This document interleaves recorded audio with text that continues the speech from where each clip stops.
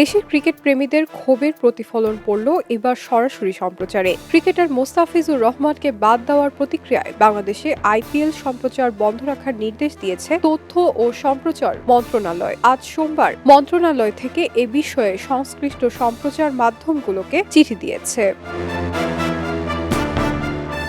চিঠিতে বলা হয়, ভারতীয় ক্রিকেট বোর্ড আগামী ২৬ মার্চ থেকে অনুষ্ঠেয় Indian premier league IPL cricket খেলায় বাংলাদেশি তারকা খেলোয়াড় মুস্তাফিজুর রহমানকে কলকাতা নাইট রাইডার্স দল থেকে বাদ দেওয়ার নির্দেশ দৃষ্টিগোচর হয়েছে।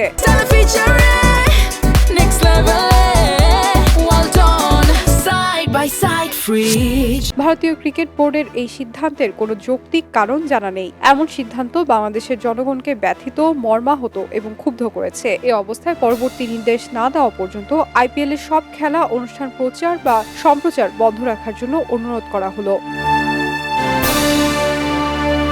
এমন একটি নির্দেশ আসতে পারে তা ধারণাই করা হচ্ছিল, কারণ ক্রিকেটার মুস্তাফিজুর রহমানকে বাদ দেওয়ার প্রতিক্রিয়ায় বাংলাদেশে আইপিএল সম্প্রচার বন্ধের উদ্যোগ নিতে তথ্য ও সম্প্রচার উপদেষ্টাকে অনুরোধ করেছিলেন আইন উপদেষ্টা আসিফ নজরুল।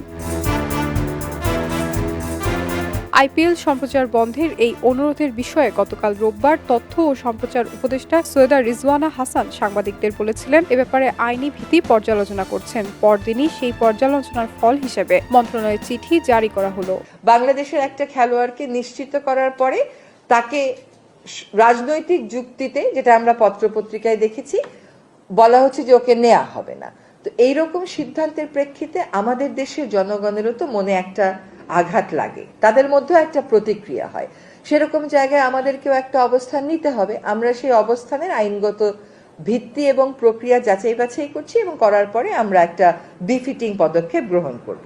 পেসার মুস্তাফিজুর রহমানের এবারের আইপিএল এ কলকাতা নাইট রাইডার্স এর হয়ে খেলার কথা ছিল, তবে ৩ জানুয়ারি ভারতীয় ক্রিকেট বোর্ড বিসিসিআই এর নির্দেশে মুস্তাফিজকে দল থেকে বাদ দিয়েছে কেকেআর। এই সিদ্ধান্ত ঘিরে বাংলাদেশে ব্যাপক প্রতিক্রিয়া দেখা দেয়।